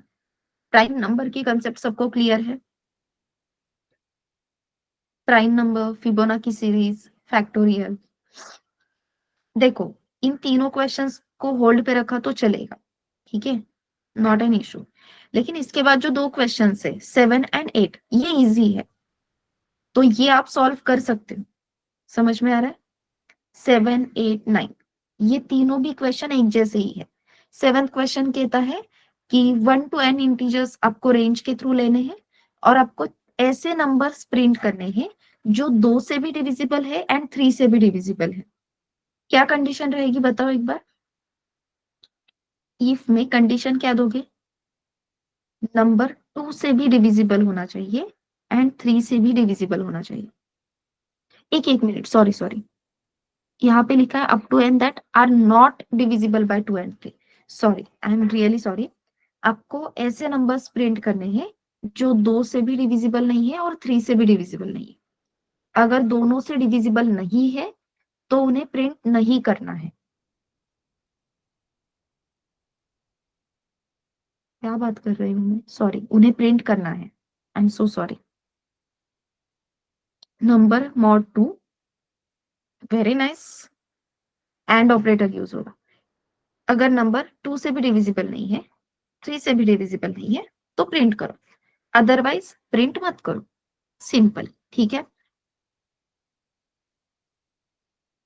नॉट डिविजिबल तो नॉट इक्वल्स टू 0, डिविजिबल मतलब एग्जैक्टली इक्वल्स टू 0।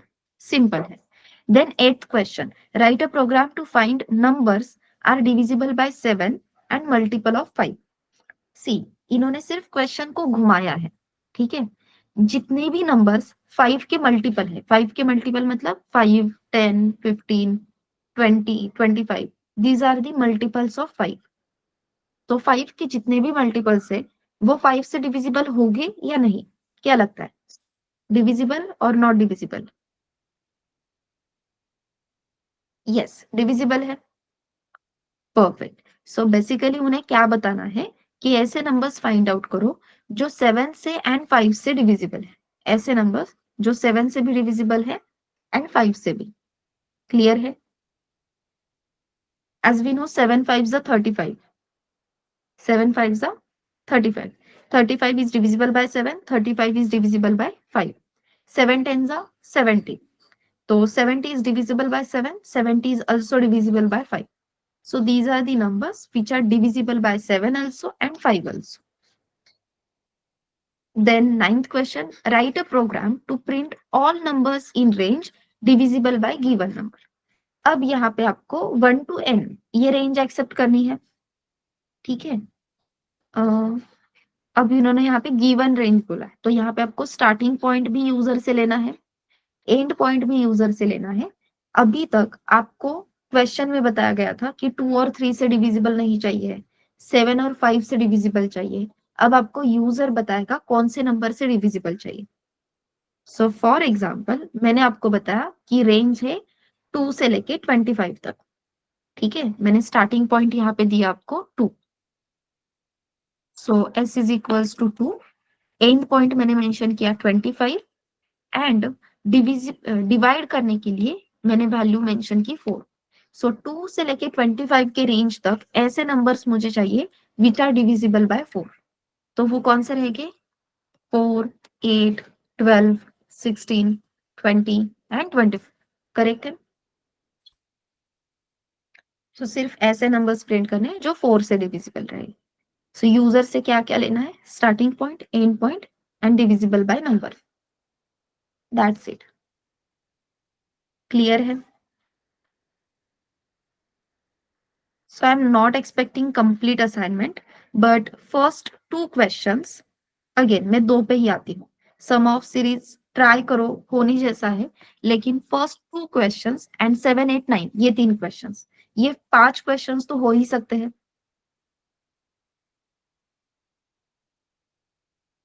करेक्ट?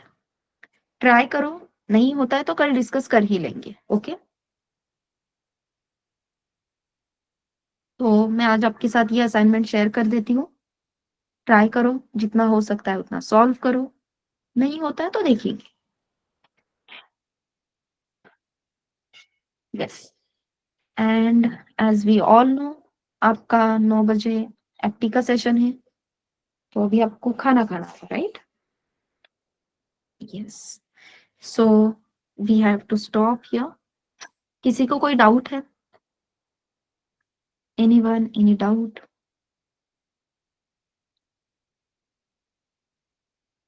हाँ, स्टॉप मतलब भागना नहीं है, चल ऐसे ही। रुको जरा, सब्र करो।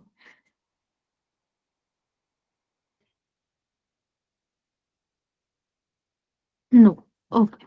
इफ एल्स की असाइनमेंट कब तक कंप्लीट होगी? यस चेतन, इवन अपना एल्स ब्लॉक भी रह गया ना, लूप के साथ हम एल्स ब्लॉक भी लिख सकते हैं, तो ये दो चीजें हम कल कवर कर लेंगे।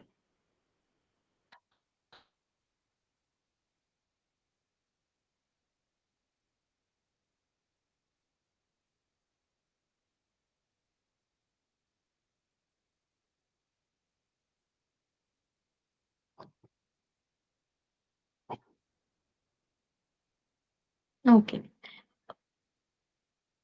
मैम एडमिशन कल कंफर्म किया तो I am so sorry Snehal, इसके बारे में मुझे सच में पता नहीं है। मुझे बस इतना बताया था कि 2 हफ्ते आपको फ्री डेमो रहेगा। आई थिंक आज ही लास्ट डेट है, ऐसा कुछ तो है, लेकिन रिक्वेस्ट करके आई थिंक सीआरएम टीम कल के लिए मैनेज कर लेगी। यस।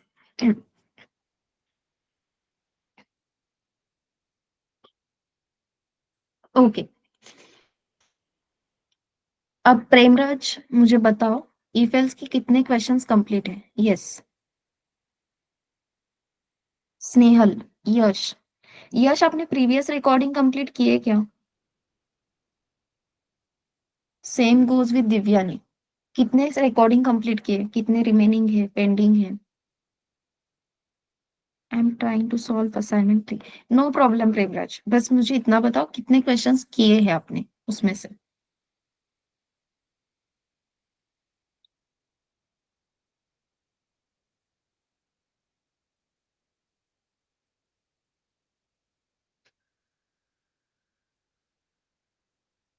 यस। एज यश दिव्यानी। प्रीवियस रिकॉर्डिंग जो आपके मिस हुए थे, उसका स्टेटस क्या है? कंप्लीट किया है, नहीं किया? 3 पेंडिंग है। ओके। और असाइनमेंट्स वो कंप्लीट किए हैं आपने?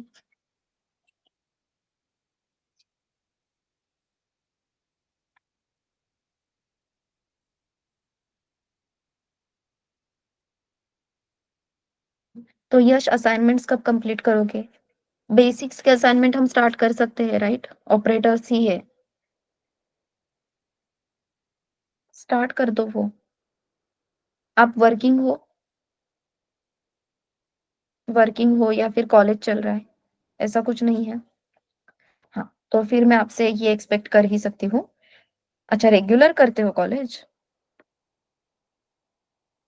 हाँ, सो ठीक है, तो मैं आपसे ये एक्सपेक्ट कर सकती हूँ कि असाइनमेंट जल्द से जल्द कंप्लीट होने चाहिए, ठीक है? ओके।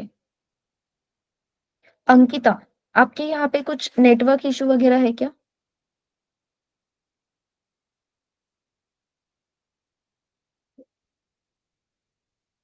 ओके। सो स्टेबल नेटवर्क मिल सकता है क्या, वो एक बार चेक करो ना, क्योंकि अगर आप इंपॉर्टेंट पॉइंट्स मिस करोगे तो वो ठीक नहीं होगा। एंड रिकॉर्डिंग, या फिर एटलीस्ट रिकॉर्डिंग तो कंपलसरी देखा करो, ठीक है? तो जितने भी लाइंस, जो भी वर्ड्स मिस हुए हैं, वो आप वहां से कवर कर सकते हो।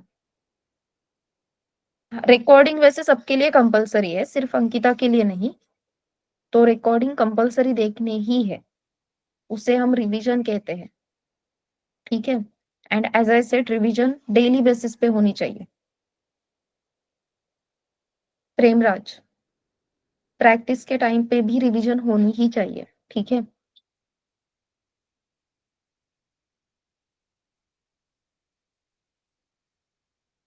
यस। चलो फिर, अब भागो एवरीवन, खाना खा लो जल्दी से। Bye bye everyone. Welcome, bye bye. Hello ma'am. हाँ सबुरी। मॅम, कोणीतरी ग्रुपवर टाकलं होतं की कॉग्निझंट मध्ये कोणाला जॉब हवा आहे का? May be okay. ओके. सो मला कॉग्निझंटचं. सो मला कॉग्निझंटचं 3rd राऊंड मध्ये सिलेक्शन झालंय माझं. मला 4th मध्ये आता इंटरव्ह्यू आहे नंतर माझा. ओके। सो मला त्यांना विचारायचं, म्हणजे काही कॉन्टॅक्ट होऊ शकतो का? बिकॉज मला थोडंसं क्वेश्चन्स रिलेटेड म्हणजे बोलता येईल वगैरे त्या बाबतीत. पहिले तर मला असं वाटतंय की कॉग्निझंटची ज्यांनी ऍडव्हर्टाईज टाकली होती ना, ते फर्स्ट बीटचे नसणार आहेत. कारण की म्हणजे आपण फ्री ग्रुप वरती अशा ऑफर्स वगैरे टाकत नाही. ते तुमचं प्लेसमेंट ग्रुप वरती सगळं कम्युनिकेशन होत असतं. And may be that's why मला तो मेसेज पण इथे दिसत नाहीये. बहुतेक डिलीट पण केलाय तो मेसेज. ओके. ऍक्च्युली माझं कॉलेज थ्रू चालू आहे ना, सो त्यामुळे विचारलं मी. नाही, कॉलेज थ्रू झालं उलट ती खूप चांगली गोष्ट आहे. त्यांचा कॉल वगैरे येईल किंवा एक वेबसाईट असते, मी तुला त्या वेबसाईटचं नाव उद्या सांगेन. त्याच्या थ्रू जर तुला तिथल्या HR लोकांचे मेल आयडी मिळाले तर त्यांना एक कोल्ड मेल करून तू विचारू पण शकतेस. ठीक आहे? ओके. मी तुला ती वेबसाईट देते. त्या वेबसाईट थ्रू तुला प्रत्येक कंपनीचे HR लोकांचे ईमेल्स मिळतात. सो त्याच्या थ्रू त्यांना कोल्ड मेल वगैरे आपण करू शकतो. It's not only for the cognisant. तू कुठल्याही कंपनीला तुला अप्लाय करायचंय आणि तुझी प्रोफाईल त्यांनी बघावी असं जर वाटत असेल तर तू ते कोल्ड मेल करत राहा. ते काही प्रॉब्लेमॅटिक नाहीये. ओके, ठीक आहे, चालेल. येस. आणि जर हे कॉलेज थ्रू झालंय तर एकदा तू कॉलेजमध्ये जे प्लेसमेंट हेड्स वगैरे असतात ना, प्लेसमेंट सेल ओके. सांभाळणारे टीचर्स, त्यांच्याशी पण कॉन्टॅक्ट कर. ते पण बऱ्याचदा कॉन्टॅक्ट करून देतात. ऍक्च्युली मला फक्त ते विचारायचं होतं की इंटरव्ह्यू क्वेश्चन्स मध्ये काय विचारतात, कसा पॅटर्न अच्छा, ओके ओके. त्या कुठल्या रोलसाठी झालंय सिलेक्शन? एजन्सी साठी. अच्छा, ओके. ठीक त्यामुळेच. ओके. चल, कल मिलते हैं. Okay, thank you. Yes, welcome. Bye bye. Bye.